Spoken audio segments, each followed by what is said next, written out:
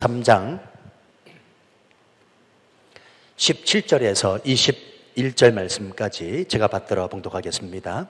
빌립보서 3장 17절에서 21절 말씀까지입니다. 형제들아, 너희는 함께 나를 본받으라. 그리고 너희가 우리를 본받은 것처럼 그와 같이 행하는 자들을 눈여겨보라. 내가 여러 번 너희에게 말하였거니와 이제도 눈물을 흘리며 말하노니 여러 사람들이 그리스도의 십자가의 원수로 행하느니라. 그들의 마침은 멸망이요 그들의 신은 배요 그 영광은 그들의 부끄러움에 있고 땅의 일을 생각하는 자라. 그러나 우리의 시민권은 하늘에 있는지라. 거기로부터 구원하는 자 곧 주 예수 그리스도를 기다리노니 그는 만물을 자기에게 복종하게 하실 수 있는 자의 역사로 우리의 낮은 몸을 자기 영광의 몸의 형체와 같이 변하게 하시리라. 아멘. 제가 기도 한 번 더 하겠습니다. 아버지 하나님, 종이 말씀 들고 섰습니다. 종의 모습 감추시고 하나님의 영광의 빛으로 친히 말씀하여 주옵소서. 이 말씀 듣고 회복되어지는 역사 있기를 소원하오니 주님 역사하여 주옵소서. 오늘도 이 교회에 등록하여 한 가족된 두 가정을 축복합니다. 저들이 이 땅 가운데서 든든히 살아 하나님의 영광을 드러내기 부족함 없게 하여 주옵소서. 예수님의 이름으로 기도하옵나이다. 아멘.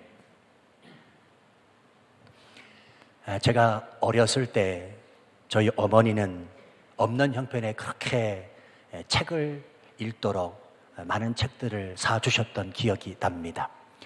지금도 제가 어느 성도집 이렇게 방문을 하게 되면요, 한국에서 가지고 오셨는지 아니면 여기서 구입을 하신 건지는 모르지만 아이들 책 읽으라고 전집으로 아이들에게 책을 사셔서 책이 책장에 가득 꽂혀 있는 그 모습을 보게 되면 옛날에 저희 어머니 생각이 나고는 합니다.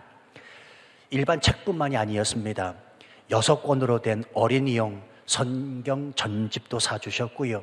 그래서 그 책을 읽으면서 성경의 전체 맥락을 자연스럽게 익히게도 됐습니다. 전집입니다. 지금도 기억이 드는데요, 한 권이 이 정도 굵기인데 6권 전집, 성경 전집입니다.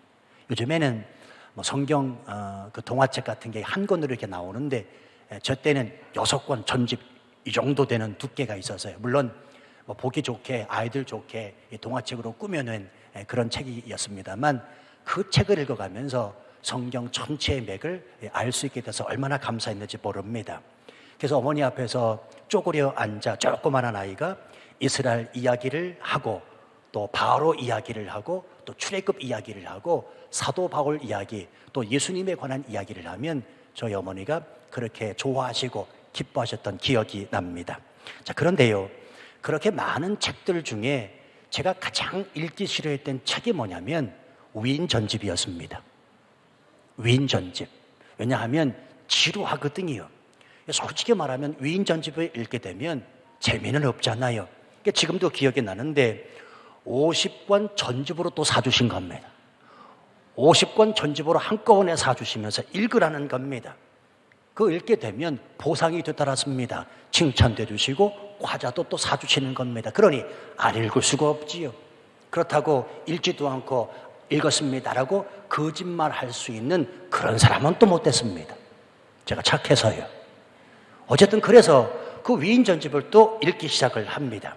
때문에 저는 꽤 이른 나이에 세계 위인들의 이름을 낯익게 접하게 되었습니다. 예를 들면 링컨이니 에디슨이니 퀴리 부인 노벨, 안중근, 안창호, 윤봉길, 유관순 등 수많은 그 위인들의 이름을 그 시기에 알게 되었습니다. 여러분, 이게 지금은 별게 아니지만요, 당시에 제가 시골 초등학교 다녔는데 시골 초등학교 3, 4학년짜리가 이 정도 많은 위인들을 알 수 있다는 건 굉장한 똑똑한 애였다는 사실입니다. 굉장히 똑똑한 애였습니다. 여러분, 왜 저희 어머니는 그토록 지루하고 그토록 따분한 위인 전집을 읽게 하셨을까요? 왜 강요 아닌 강요를 하셨을까요? 이유는 단 한 가지, 그 위인의 삶을 본받으라 하는 것이지요.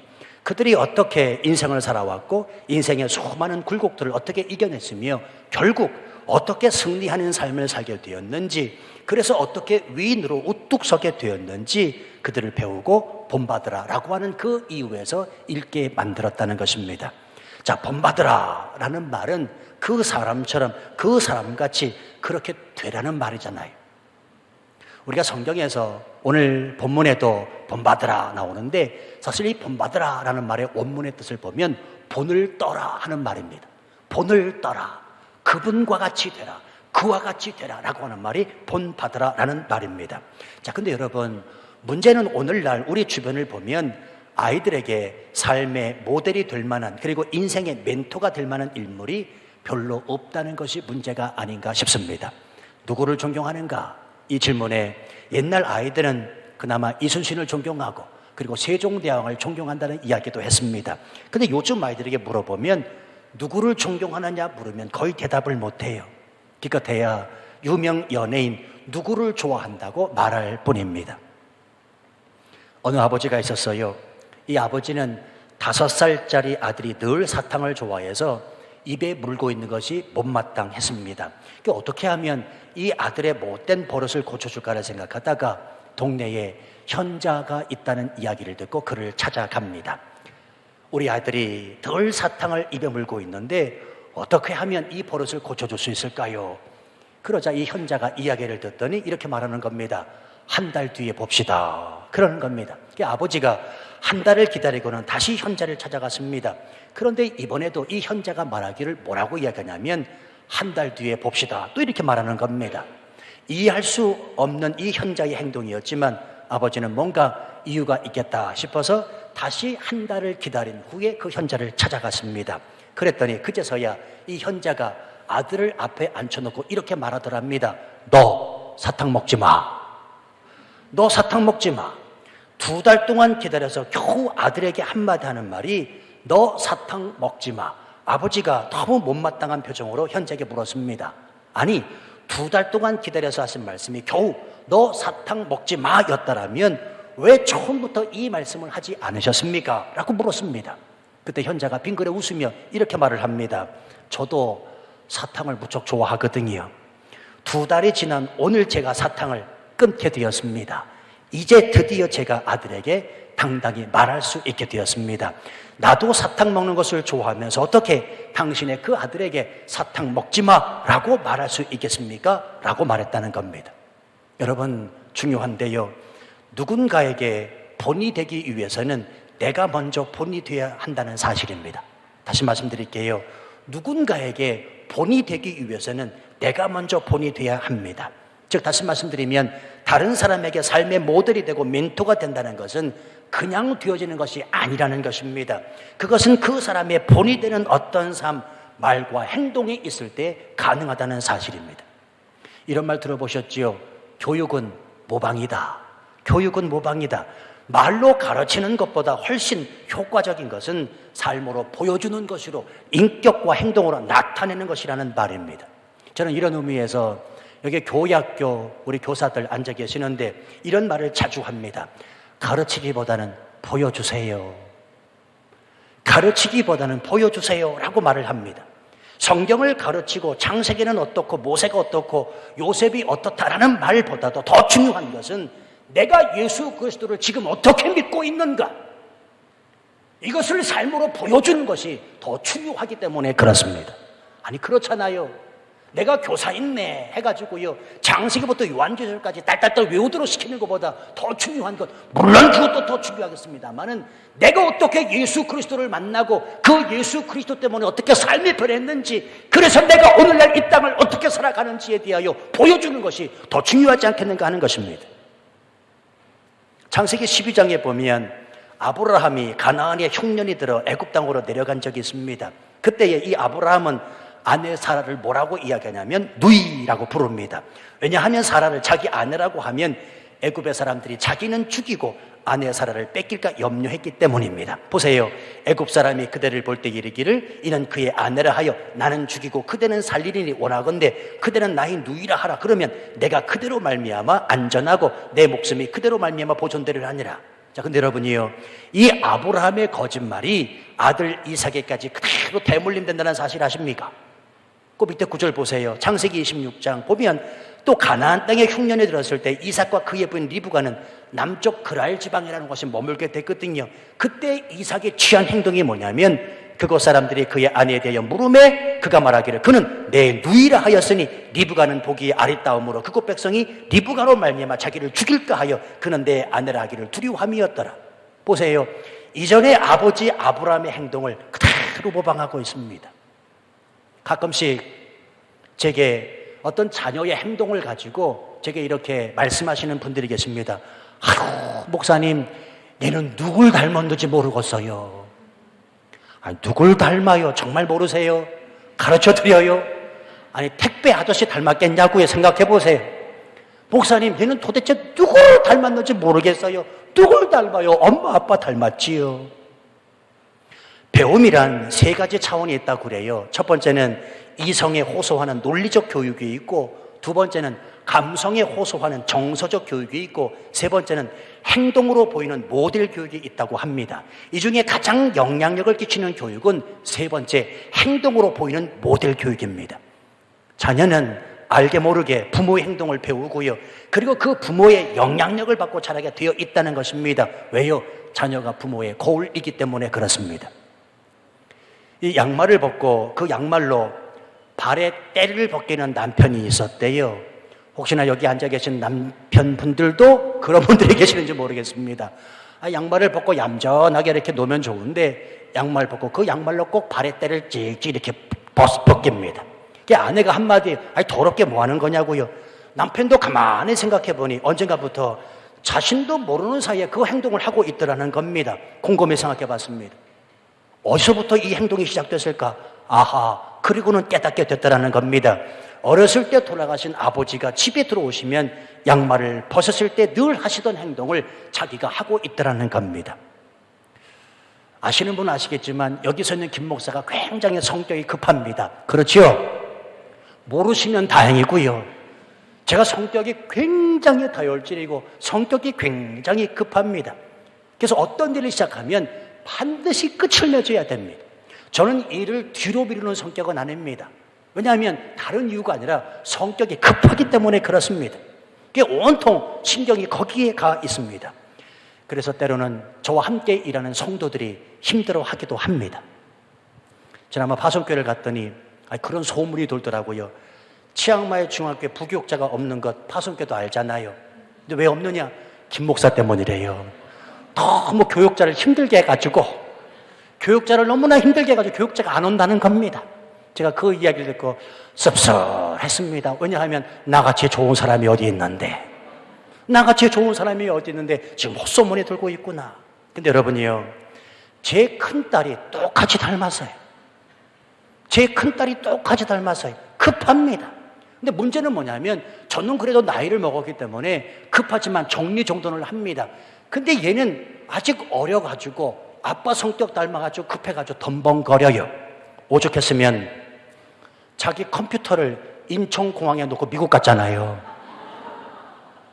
지난번에 8월 달에 자기 컴퓨터 인천공항에 놓고 미국 가버린 거예요. 그냥 그거 찾느라고 엄마가 얼마나 고생했는지 모릅니다. 찾았으니까 말씀드리는 거예요. 안 찾았으면 말씀도 못 드려요.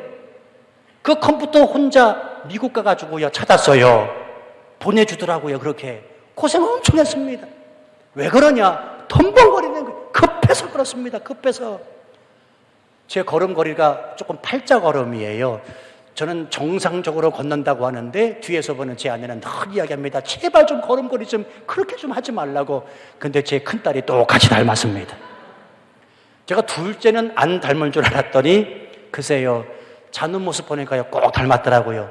한 번은 딱 일어나서 둘째 자는 모습 보니까 깜짝 놀랐습니다. 저하고 똑같이 자는 겁니다. 엎드려서 자는 겁니다.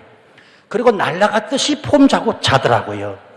이게 누구한테 닮았느냐? 아빠가 그렇게 자고 있으니 둘째 딸도 닮았다는 말입니다. 저는 저희 아버지한테 감사한 것이 한 가지 있습니다. 어렸을 때 제 앞에서 술, 담배를 하시는 모습을 전혀 보이지 않으셨어요. 저는 저희 아버지가 담배 피우는 모습을 한 번도 본 적이 없고요. 술을 마시고는 곤드레 만드레 취하신 모습을 제게 한 번도 보여주신 적이 없습니다. 전 이것이 얼마나 감사한지 모릅니다. 물론 그랬다고 해서 제가 자라면서 술, 담배를 전혀 하지 않았는가? 그건 아닙니다. 청년 때 신앙적으로 조금 방황할 때 술, 담배를 잠시 접한 적도 있습니다만 바로 끊게 된 그 이유 중에 하나가 뭐냐면 저희 아버지 때문에 그렇습니다. 저는 그것을 보고 자라지 않았기 때문에 그렇다는 말입니다. 통계 자료를 보니까요, 남자 청소년들이 술, 담배를 접하게 되는 시기가 보통 평균적으로 초등학교 6학년 때라고 해요. 근데 여러분 그거 아십니까? 청소년들 중에 아버지가 술, 담배를 하는 경우에 술, 담배를 전혀 하지 않는 아버지 밑에서 자라나는 청소년들보다 2~3배의 흡연율과 음주량이 높다는 사실을 해요. 성도 여러분에게 묻겠습니다. 지금 당신은 내 자녀에게 어떠한 영향력을 끼치고 계십니까? 그리고 어떠한 본을 보여주고 계십니까? 내 자녀에게 삶의 모델, 삶의 멘토가 되고 계시느냐 묻고 있습니다. 착하게 살아라, 바르게 살아라, 의롭게 살아라 말로 아무리 가르친다 한들 우리 아이들은 전혀 영향력을 받지 않는다는 말입니다. 삶으로 가르치고 내 삶으로 보여주는 것, 그것보다 더 중요한 게 없다는 말입니다. 집에서 엄마 아빠가 대화를 나눠요. 여기서 대화라고 하는 것은 대책 없이 싸우는 것을 말합니다. 대책 없이 화를 내네요. 늙어 죽더라도 네 애비 같은 사람 만나지 마라. 결혼은 못할 망정 네 엄마 같은 사람하고 결혼하지 말아라. 허구한다는 엄마 아빠 사이에 이런 대화, 대책 없는 화부터 내는 이런 대화가 오건다면 그 아이가 무엇을 보고 자라겠냐는 말이에요. 자, 오늘 본문의 말씀에서 사도 바울은 이렇게 말합니다. 나를 본받으라. 어떻게 보면 상당히 교만한 말을 하고 있는 것 같아요. 아니 감히 그 누가 나를 본받으라라고 말할 수 있겠습니까? 여기서 있는 김 목사도요, 제가 아무리 존경받는 일을 많이 했다 손치더라도 나를 너무나 잘 이해해주는 사랑으로 품 안아주시는 성도들이 있다 손치더라도 나를 본받으십시오 이렇게 말하기는 상당히 낯뜨거울 것 같아요. 그럼에도 불구하고 바울은 자신에게 당당하게 지금 이 말을 하고 있습니다. 형제들아 너희는 함께 나를 본받으라. 이 말은 바울이 교만해서 한 이야기가 아니고요, 고린도전서 11장 1절의 말씀과 그 맥을 같이 하는데 내가 그리스도를 본받는 자 된 것 같이 너희는 나를 본받는 자 되라 라고 하는 말씀입니다. 쉽게 말씀드리자면 그리스도를 본받고 있는 내 자신을 봐라 하는 말입니다. 예수 믿는 내 자신을 봐라 하는 말입니다. 지금도 그렇지만 당시에는 누군가에게 믿음을 심어줄 때에 믿어야 할 실체가 눈에 보이지 않으면 복음을 전하기가 상당히 어려웠다고 해요. 그래서 지금 사도 바울이 이 말을 하고 있는 겁니다. 나를 좀 봐라. 나 같은 사람이 어떻게 하나님을 믿게 되었는지, 예수 그리스도가 어떻게 내 인생의 목표가 되고 있는지, 내가 어떻게 그분의 삶을 따라가고 있는지 나를 좀 봐라. 내가 산 증거 아니냐, 내가 산 증인 아니냐, 나를 좀 봐라, 나를 좀 본받으라 라고 말하는 것입니다. 우리도 가끔 전도할 때 이런 말 할 때 있지요. 아니 나를 좀 보세요. 나 같은 사람도 예수 믿잖아요. 나를 좀 보면 내가 어떻게 해서 교회 다니는지 모르시겠어요? 내가 교회 다니면서 예수를 믿고 얼마나 삶이 변하고 내 표정, 얼굴까지 변하고 있다는 사실을 모르세요? 라고 전도하잖아요. 아닌 것 같아요, 여러분들은. 지금 사도 바울이 이 말을 하고 있는 겁니다. 나를 좀 봐라. 바로 이것이 나를 본받으라 라고 하는 말씀입니다. 여러분, 굉장히 중요합니다. 본받음이 없이는 본보임이 없는 법입니다. 본받음이 없이는 본보임이 없다. 다시 말하면 내가 정말 누군가를 본받고 있지 않으면 절대로 다른 사람에게 본이 될 수 없다는 말입니다.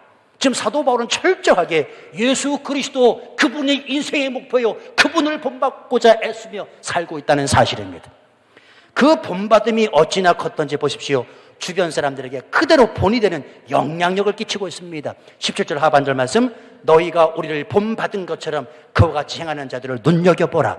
여기서 본을 받아 그대로 행하는 사람들이 누구일까요? 지금 사도 바울 주변에 있는 동역자 에바브로디도와 디모데를 말합니다. 그들은 바울 주변에서 바울과 함께 사역하면서 바울의 신앙을 본받아 산 사람들이거든요. 바로 그들이 어떻게 신앙생활을 하고 있는지 주시해 보고 본받으라. 그들도 예수 그리스도를 따라가고 있다라고 말씀하는 겁니다. 그러니까 지금 사도 바울은 그리스도를 본받고, 에바브로 디도와 디모데는 그리스도를 본받고 있는 사도 바울을 본받고, 빌립보 교인들은 바울을 본받는 그들을 지금 본받으라라고 하는 말씀입니다. 멋있지요? 그래서 어느 책에 보니까 어느 목사님은 이 과정을 가리켜서 뭐라고 이야기하냐면 본의 사닥다리다, 그렇게 표현했더라고요.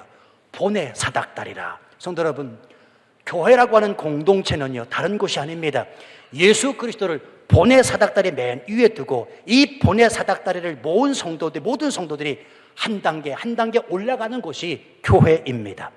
교회 안에 속한 모든 성도들이 서로가 서로를 뒤에서 올려주고 위에서 끌어주면서 이 본의 사닥다리를 올라가는 것이라는 말입니다. 서로가 서로에게 믿음의 선한 영향력을 끼치면서 말이지요. 어느 새신자가 교회에 나와 처음 신앙생활을 하면서 주일 낮 예배는 물론이고 저녁 예배, 수요 예배, 금요 기도회, 또 새벽 기도를 빠지지 않고 나오시는 겁니다. 그래서 궁금해서 물어봤습니다. 아니 어떻게 그렇게 열심을 다 내실 수 있냐고요. 그랬더니 이분이 뭐라고 말씀한 줄 아십니까? 자기를 교회로 처음 인도한 그분이 그렇게 하고 있다는 거예요.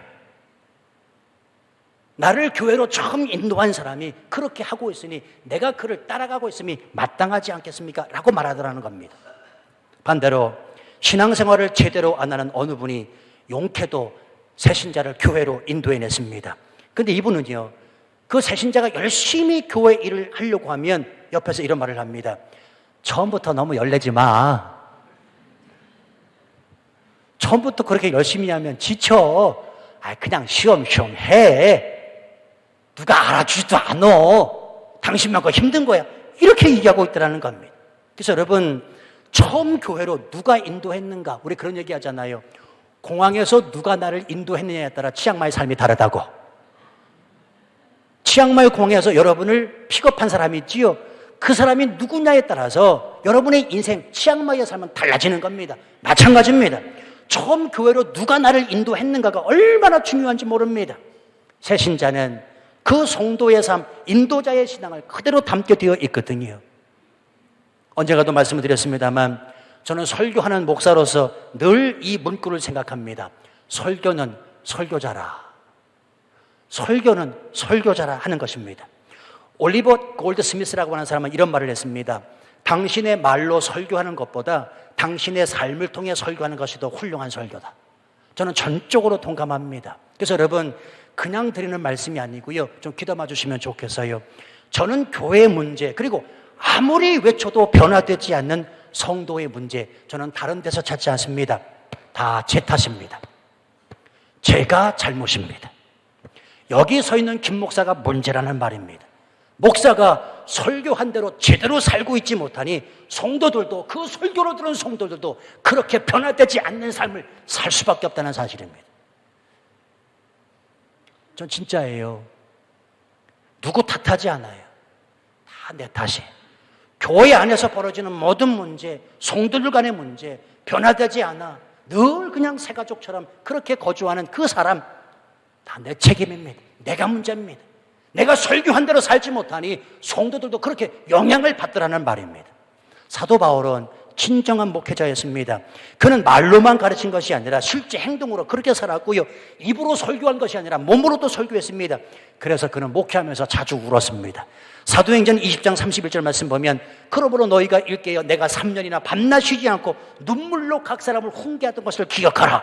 에베소 교회에서는 눈물로 목회했고요, 또 고린도 교회 편지하면서는 고린도후서 2장 4절 말씀 보면 내가 큰 환난과 애통한 마음이 있어 많은 눈물로 너희에 썼노니, 고린도 교회에서 눈물로 목회하고 있는 것을 보게 됩니다. 그리고 오늘 본문 보세요. 18절, 내가 여러 번 너희에게 말하거니와 이제도 눈물을 흘리며 말하노니 여러 사람들이 그리스도의 십자가의 원수로 행한다. 빌립보 교회와 성도를 향해서도 눈물로 목회하고 있는 것을 보아할 수가 있습니다. 자, 그런데요, 한층 더 나아가 본문에서 흘리는 눈물은 누구 때문에 흘리는 눈물인가를 눈여겨보실 필요가 있습니다. 18절 하반절, 십자가의 원수로 행하는 애라. 십자가의 원수로 행하는 자들 때문입니다. 다시 말하면 예수님을 모르고 살아계신 하나님이 없다 말하는 사람들, 바로 불신자들을 바라보면서 애통하는 마음과 긍휼의 마음을 가지고 눈물 흘리고 있다는 사실입니다. 성도 여러분이요, 우리가 이 땅을 살면서 흘리는 많은 눈물을 한번 살펴보시기 바랍니다. 물질 때문에 그 어려워서 눈물 흘린 적은 있습니다. 건강 때문에 건강을 잃어 흘린 눈물은 있습니다. 우리 가족 때문에, 사람 때문에 눈물을 흘려봤어도 복음이 이 땅 가운데 전달되지 못하는 그 애타는 심정 때문에 내가 눈물 흘려본 일이 있는가 묻고 있습니다. 살아계신 하나님이 없다라고 말하는 그 불신자들의 말 때문에 내 눈에서 눈물이 폭포수와 같이 흘려본 적이 있느냐 묻고 있습니다. 하나님의 그 영광이 땅에 추락되고 십자가가 모욕당할 때 내가 내 눈에서 눈물 흘려보신 적이 있는지 묻고 있습니다. 우리가 회복해야 될 눈물이 있다면 바로 이 눈물 아니겠습니까? 이 눈물은 잃어버린 영혼을 향한 하나님 아버지의 눈물이기 때문입니다. 그러면 생각해 보시지요. 이 십자가에 원수된 자들이 단순히 예수 안 믿는 불신자들만 가리킬까요? 아니요. 저는 묵상하면서 이 말씀을 관찰하면서 이 십자가의 원수로 행하는 자가 바로 나 자신이구나 라는 생각을 갖게 됐습니다.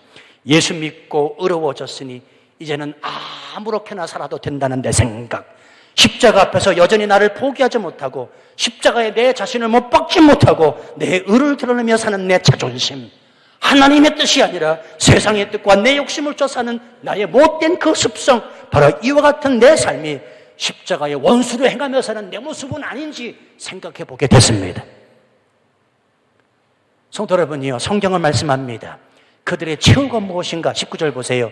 그들의 마침은 멸망이요 그들의 신은 배요. 그들의 신은 배라라는 말은 육체의 욕망을 붙잡고 있다는 말씀이고요. 그래서 그들의 영광은 그들의 부끄러움, 땅의 일을 생각하는 자, 소망이 없는 자라고 말씀하고 있습니다.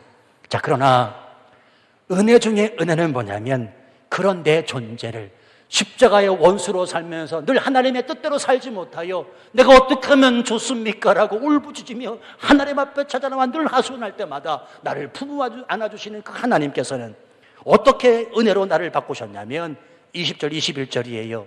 천국 시민이요 예수 그리스도를 기다리며 훗날 부활의 몸으로 하나님 앞에 설 사람들이라고 성경이 선언하고 있다는 사실입니다. 성도 여러분, 예수 그리스도의 십자가가 저와 여러분을 이런 존재로 세우셨습니다. 세상이 감히 줄 수 없는 그 어떤 것보다도 값진 것을 주께서 우리에게 베푸셨다는 사실입니다. 이것을 은혜로 받아들이시기를 바랍니다. 그래서 우리 예수님은 생각하면 생각할수록 또 한 주간 이 땅을 살아가는, 아니 일평생 살아가면서 저와 여러분의 삶의 모델 본이 되실 수밖에 없다는 사실입니다. 성도 여러분이요, 우리 예수 그리스도 우리 주님을 본받는데 애쓰며 가십시다. 쉽지는 않아요. 그 길이 십자가의 길이니까. 하지만 그 길이 십자가라 할지라도 주님 먼저 가셨사오니 내가 그 길을 따라갑니다. 한 발 한 발 내디딜 때마다 하나님의 영광을 받으실 줄로 믿습니다. 이 시간 주께서 우리에게 말씀하십니다. 나를 본받으라. 나를 본받으라. 예, 내가 예수님 본받겠습니다. 이 찬양으로 우리 함께 고백했으면 좋겠어요. 찬양으로 고백하시지요. 주님의 마음을 본받으라.